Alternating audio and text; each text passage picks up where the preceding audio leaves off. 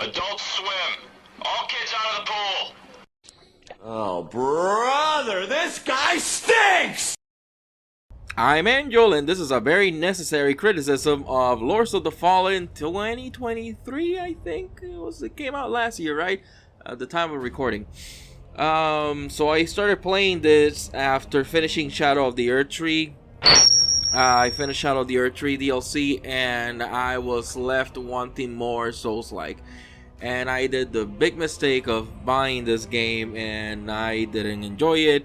And I said to myself, I paid the fucking money, might as well just finish it. So, first of all, let's go by the positives. The game looks really good.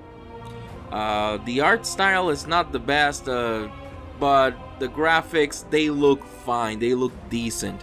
The monsters look really good, the bosses look really good, your character looks really good. Another thing that I really like a lot is being able to choose modifiers to gameplay before starting. That's an amazing thing that the developers implemented in the 1.5 update for the game. Something I wish other Soulslikes would do. Just because a lot of people just use modifiers when they're playing in their PC versions, right? With mods and stuff like that. But I like that the game had that by itself. You know, you can modify if you want more enemies, harder to find, places of grace, you know, like bonfires, so to speak. One that I liked a lot is that when you find equipment, it scales to your level, which is one that I highly suggest you use if you ever play this game, because farming for upgrade materials is fucking bullshit. And I'll get into it more later on, but it's just, it sucks having to farm, especially for the later rocks for upgrading weapons. The other thing that I really like about this game is New Game Plus 0. I think that's an amazing idea. So at any point during the game, including obviously once you finish it, you can start New Game Plus 0. It just lets you start the whole game with everything you had, but the enemies don't get tougher. Nothing gets more difficult. The game is played as it was during the first run. You just get everything that you had. I love that because I love feeling overpowered in games. You already went through the hassle of playing a really hard game, so just letting us play the game from the beginning with everything and just steamroll over everything, it feels good. It feels really good, like a victory lap, right? It's something I wish other Souls-like games had. The modifiers, those are fun, but the New Game Plus 0, I would play Elden Ring even more if I could just do that. Because again, like I said, I just like steamrolling over things after playing it once. I don't want to, like, you know, play it and having to go through the hassle of fighting things again and doing stuff like that. And New Game Plus 0 just gives you the opportunity to do different things during different quest lines, taking different decisions and choosing different items. I think that's a really good idea, especially to get different endings. I know, like, definitely a game like Elden Ring would benefit from something like that, and a game like Lies of P would also benefit from something like that. And Lies of P was hard as shit, but I like that game. So those are the only, like, really positive things that the game left on me. Something that I wish I could see in other Souls-like games, and the graphics, that they look sort of well. So everything else that's gonna come up is just things that I didn't like about the game. This game is not good. I'm not gonna sugarcoat it. This is not a good game. The art design, the art direction was fun. It felt a little bit like Blasphemous, if Blasphemous was a 3D Souls-like game, but without any of the Metroidvania elements, right? That said, the game was ugly. The graphics look great, but the game itself was ugly. The art direction was fun, you know, doing the whole Judeo-Christian thing. I tend to enjoy that, but it's just the colors were all muddied up. It's one of the reasons I don't like Bloodborne that much, even though Bloodborne is an amazing game. It's just, to me, it looks really ugly and very uninteresting, so it's a game I have difficulty playing because of how ugly it is. This one is sort of similar, like it's just an ugly game to look at. Then you go to the Dark World, right? You know, like what was the fucking name of that place? The Umbral. You go into the Umbral realm, which is just the regular game, just with a couple of things modified, you know, like creepy things, more monsters and stuff like that, and you always go there whenever you die, and you can force yourself to go there. Everything gets like a weird grayish bluish tint, and it gets foggy, so the base game as is very dull to look at. When you go into the Umbral, and you will be spending a lot of time in the Umbral, the game gets even duller. It gets even uglier and muddier when you're looking at it. You know, I like to have my pupils well fed while I'm playing, and sadly this did not do that for me. Something else, the game has performance issues. Thankfully it never crashed for me. I know it has crashed for other people. It didn't crash for me, but it did stutter. It did get slowed down. Even at times that not a lot of things were happening, it would just stutter. It would fucking lag. Which is surprising for a game that came out in 2023. This should not be happening. These developers should really optimize their games better. Now, for the gameplay, it felt slow and sluggish, very similar to the original Lords of the Fallen that I actually played. And I actually bought the original one for $2, brand new, a couple of years after it came out. And even though I just paid $2 for it, I still think I was bamboozled. Because $2 was way too much for that fucking game. The original Lords of the Fallen was shit. It was really bad. And this one, the gameplay felt a bit similar with how the player character moved. It's just like you feel like you were always like fighting and running underwater a little bit, even with the fast rolling. It was weird because you have the fast roll and you press the button to roll, but you feel like it takes like half a second or almost a full second for the character to roll. I don't know, it just feels like a bit unresponsive, I think would be the word. So like the combat, which is, you know, one of the things you do the most in games like these, the combat felt sluggish, felt slow, and it just did not feel good. Because I thought about it, and the game almost feels like the devs played Dark Souls and decided to take all the worst parts and turn it into a game. Even more so than in the original Lords of the Fallen.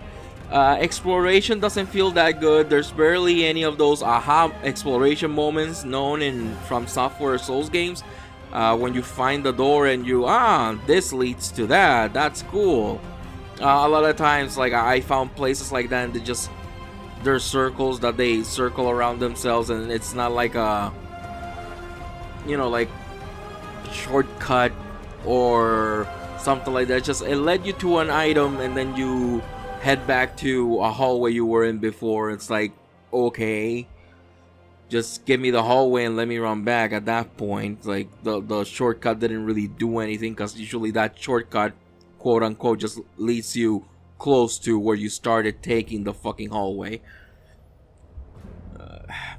I play these games usually because I more so than the bosses, usually Souls-like bosses tend to be really fun and very well designed, overly dramatic, you know, very bombastic. But usually I play these games more because I like the exploration aspects of it. Seeing where the items are hidden, seeing where paths lead, where they connect to each other. That's one of the reasons Lies of P is one of my favorite Souls-likes, because it did the exploration really, really fucking well. This one, not so much.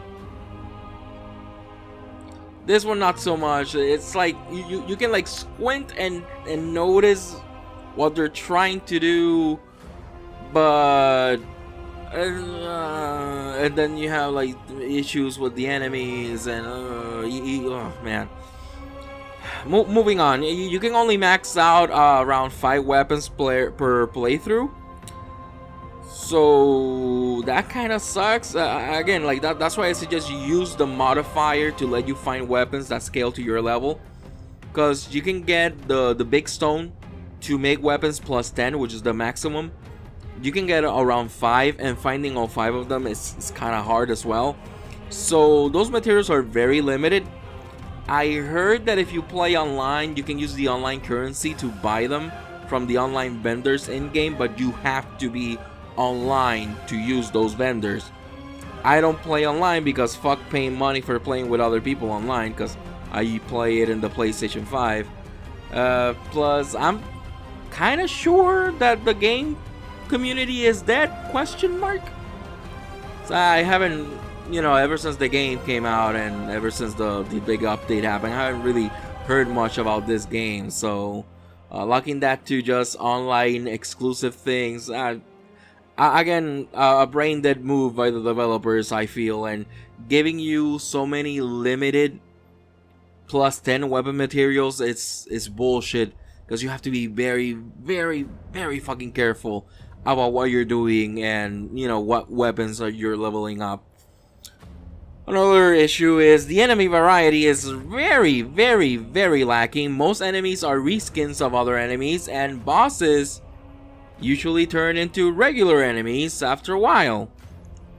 Happens very frequently. Yeah, you have your remembrance bosses, which are the really big bosses, but every other boss that you find that is not a remembrance boss, you will find it eventually as a regular enemy, sometimes within the same stage, which is fucking stupid. You fight a guy, it's a really hard boss fight, and then a few rooms after that you find it as a regular enemy. What the fuck are we doing here? And like I said, a lot of enemies are just reskins or recolors of others, and that is really fucking lame. The game has too many cryptic things. Way too many. Boss weapons, you can get boss weapons. They have special abilities, but the game doesn't really tell you about them, and much less tells you how to activate them. It's not like you have the boss weapon and you can just use the weapon ability, which you should. No, you actually have to jump through a bunch of hoops to be able to use them. And you would think, okay, maybe just making the weapon plus 10. Yes, that would make sense, but no.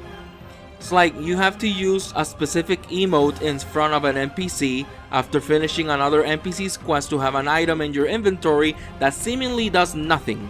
So you get that item that seemingly does nothing and has no explanation, and then you go to a random NPC and do a random emote, a very specific one, and then suddenly you can use the weapon special ability. Make that make sense to me, please, because that really makes no fucking sense. Another thing is, usually to learn lore about these games, you read the item descriptions, but for this game, to get a bunch of item descriptions, you have to have a certain attribute leveled up. You will see a game that tells you that the game will tell you you're reading the description of a short sword, and it tells you to get more description, you have to level up dexterity or shit like that. And I think that's fucking stupid. Do you want me to know about the lore of your world or not? Why the fuck are you're forcing me basically to level up all my attributes so I can learn about the fucking world that you design? I don't know why the fuck they decided to design it like that. That is fucking idiotic. Now, there are many items that do nothing at all, like I had mentioned, like the one that I said that you have to have it and then use an emote in front of another NPC to activate a weapon special ability. But there are many other items that seemingly do nothing at all. And as far as we know, you have to have them in your inventory to be able to activate some boss weapon special abilities, but some of them don't actually do anything. I actually went online and I went to some forum boards. I was looking for how to use a certain item, and people were like, anybody knows how to use this? No answers from almost a year ago, and nobody fucking knows. Not even the wiki, the Fextra Life page knows. It's just things that you collect for seemingly no reason. Then you have NPC quests, which those tend to be fun in other Souls-like games. But these are cryptic as shit as well. You have no idea where they move when they move, because they don't mention that they're gonna move. And if they do, they tell you that they're gonna move, but they don't tell you where or give you even a hint. It doesn't feel seamless and natural like in other Souls-like games, specifically from software games, that you kind of have an idea where to find the NPC. And then some NPCs, they just up and disappear completely from the game. You avoid doing certain things, or if you do certain things without knowing, because you're just playing the game as normal, NPCs start disappearing from the base. From the main base where you're at, NPCs just start disappearing. You don't know where the fuck they went. Nobody tells you where they went. They just disappear. A couple of them will leave you a letter, but then you go to that place, you do a little bit more, and then they disappear. Because the game expects you to finish their quest at a certain specific point. You don't get to choose when to do those quests. The game tells you when to do those quests. So if you don't have a guide near telling you what to do and when to do it, you will probably miss out on these quests. More so, some of these NPCs are sellers. They have items that they are selling you, and if you don't do their quest and they disappear, say bye-bye to the shop. They're not coming back until the next playthrough. You will not be able to buy any of their wares. Like I said before, fucking stupid, fucking brain dead. And I feel worst of all is, to complete some of those quests, you have to summon certain NPCs during some boss fights, which is something Dark Souls 2 already did, and I think it's fine. However, to summon an NPC, you have to die once at the boss, respawn, and then you can summon the NPC. Usually, Souls-like games have an item that you can use to sacrifice all your XP, and you die where you are, and then you respawn. So you would think, okay, so if I want to activate that, I can just go to the boss room, right? Kill myself with that item, respawn, and then summon. Or, and even because just the idea of having to die at least once is fucking stupid. But you would think you could also go into the boss, activate the boss, use the item to port back. Not the item that kills you, the regular item, the homeward bone, right? To just port back. And then the NPC will be standing next to the fog gate. But no. You have to die in the boss room. The boss has to kill you. I tested it myself. I went into a boss. I ported out with an item. Went back in. No NPC. Went into the boss. Killed myself with an item. Ported back. Still no NPC. Went into the boss room. Took off all my clothes. Let the boss kill me. And then the NPC showed up. Why design it that way? Why not design it like every single other Souls-like game? You are near a boss door, just have the fucking NPC summon signs there. Because what? You don't want people to realize, oh, there's a boss coming near? Every single boss happens similarly. There's a big fucking room, big fucking round room, and you're gonna walk in. So it's pretty fucking obvious there's a boss coming. So I don't get it. This is just a very, very stupid decision, because again, to finish some quests, you have to have the NPC summoned for the fight. So you have to die once, then run back to the boss, and then summon the NPC. Why? It's fucking stupid. It's fucking stupid. I understand why they're trying to do so many cryptic things in their game. The developers probably wanted people to build a community to help each other out, like in a lot of From Software Souls games. There's a huge Elden Ring community that helps each other out, finding out secrets. That's how you find out a lot of the secrets, a lot of the cryptic shit that happens in a lot of NPC quests in Elden Ring and the Shadows of the Earth Tree DLC. because there's a big community helping each other out. But what the developers for Lords of the Fallen forget is that they already came in with a bad reputation from the first game. Because when the second game, which is not Lords of the Fallen 2, it's just Lords of the Fallen, to confuse people because they want to, when you search for Lords of the Fallen online, you're gonna get a ping for the new game, not for the old game. But we don't forget. We know you guys did the original game as well. So when you announced the game, everybody was apprehensive. It's like, it's the guys from the first game, so the second game is gonna really be that good? People were optimistic because of the art design, but no. So you come back with a bad you come back already with a bad reputation from the first game, and the game isn't that good by itself. So how the fuck do you think you're gonna build a community that will figure out all the cryptic shit you put in the game? At this point, you would think they would have released. It's been almost a year since the game came out. You think they would have released a guide, an official guide? It's like, hey guys, these are all the cryptic secrets we spread around the game. Have fun with our game. Nope, they haven't done shit like that. I'm pretty sure there's still shit in the game people haven't discovered. I'd be willing to bet. It's right now July 2024. It's almost a year since the game came out. Pretty sure there's still shit in the game people haven't figured out. People still not sure how to get all the boss weapons to unlock their special abilities. There's still contention between that, because some people, oh, I had to do X, X, and Y to unlock this boss weapon, and someone else said, oh, I tried that but it didn't work for me, I had to do this other thing. So I don't get it. I don't fucking get it. Now the developers did a fix. When the game came out, apparently the enemy intensity was way higher. There were way more enemies on screen at the same time.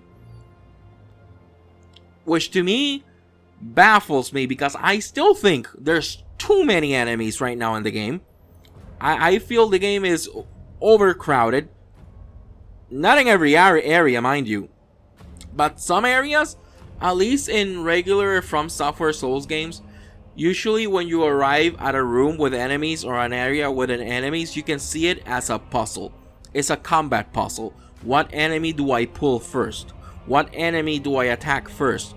Can I run away? Where can I move? You know, it's more tactical. If you run there and try to attack everybody, you're probably gonna get killed. But in this one, the terrain doesn't really allow for that. You just have hallway with an enemy, it turns into another hallway with another enemy, stairs running up with another enemy. You get very little breathing room. Very, very little breathing room. And that's, again, the game with the fix. I don't want to imagine it when it came out. Apparently it was almost unplayable. Funny thing is that when I play these games, I usually like to go from room to room when I'm exploring an area and killing every single enemy. That's usually how I play these games. But in this game, I couldn't. Just, the combat was boring, and there were way too enemies. Too many enemies. So I found myself running away from a lot of enemies in some sections because I just couldn't be bothered. Just let me run and let me find the checkpoint. That's what I would do. Let me run, let me find a checkpoint, and if I die, I die. I don't care. I don't care. I would just, like, you know, gung-ho it. Because a lot of the points, a lot of the moments, just like, you know, it just it turns into false difficulty and utter bullshit. Many times I felt, you know how a lot of people usually say, oh, I like these games because they're fair. I feel like me dying was a mistake I did, not the game. No, not in this one. In this one, you feel like the game fucked you up. You feel like the game fucked you over. That's how I felt playing this game. Now, like I said, the devs in the 1.5 expansion or fix patch, they fixed a couple of those issues, but they really haven't improved the performance. People to this day still have issues with stuttering and frame rate drops. But the funny thing is, they have fixed bugs where people were exploring some bugs people were exploiting to farm bigger, which is the game's souls or blood tinge or whatever you want to call it, what they need to use to level up. And I think that's just a bit scummy because the game doesn't really have any really good farming spots. There are no areas that you can just regularly go to and just farm for XP to level up. It's just like, you know, play the areas, so that's the best way. And like I said, the combat is not that enjoyable, so why are you gonna be spending an hour fighting enemies to level up? It's just like, no. I get the ideas they had behind it because you can change stances as you're fighting, almost like to create your own combos, and I think that's innovative, that's fine, but I don't think it was well implemented because usually you can go from attacking a single enemy, doing motions that attack always forward, to do wide motions to attack many enemies. Because the idea is sometimes you're going to be fighting a lot of enemies, sometimes you're going to be fighting one enemy. The problem is that usually when you fight one enemy, it's a boss or an elite. But in this game, usually they're going to put 6 different regular enemies and 3 elites at the same time. So there's no checks and balances, there's no real balance behind the combat. The idea is there.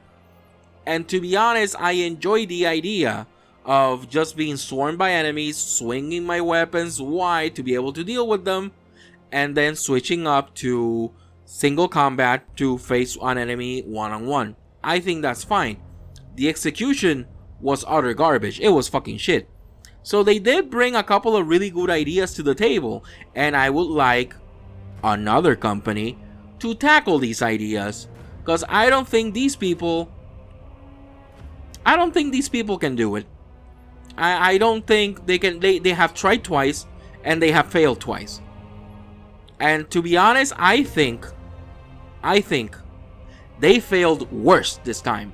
And I'll tell you why. When the original Lords of the Fallen came out, Soulslikes were still new. So when they did their really shitty first game, it was shit. People said this is just a shit game, whatever. And that was the end of it. That was the fucking end of it. Because Souls-like as a genre was still being created, right? You were still having Souls-likes. We were still learning what a Souls-like was. Now, when the game came out 2023, after Lies of P, after fucking Elden Ring, after fucking Bloodborne, after Dark Souls 1, 2, Scholar of the First Sin, 3, after so many other Souls-likes that have come out, Salt and Sanctuary, Blasphemous, even the 2D ones, after every single Souls-like that has come out, you still put out a shit like this? Nah, dude, I don't trust you to make games anymore. Specifically, not Souls-like games. The people that made this game should retire, make other games, not Souls-like. Cause let's take a look at fucking Lies of P. The people that made Lies of P, that was their first big game. Before that, if I'm not mistaken, the people that made Lies of P, they were making mobile games. And then they released to what I consider to be one of the greatest Souls-likes ever. Because the exploration was great, the bosses were great, the game is hard as shit. It's one of the hardest ones, I think. But the storyline was fucking amazing. And the NPCs were great. And the music was great. And this was a company without any real experience making games. Not real, like, you know, AAA games. Big games. But these guys, they failed once already with a Souls-like. They released another one and it sucked. And I think it's way worse because they should know better by now. So fuck them.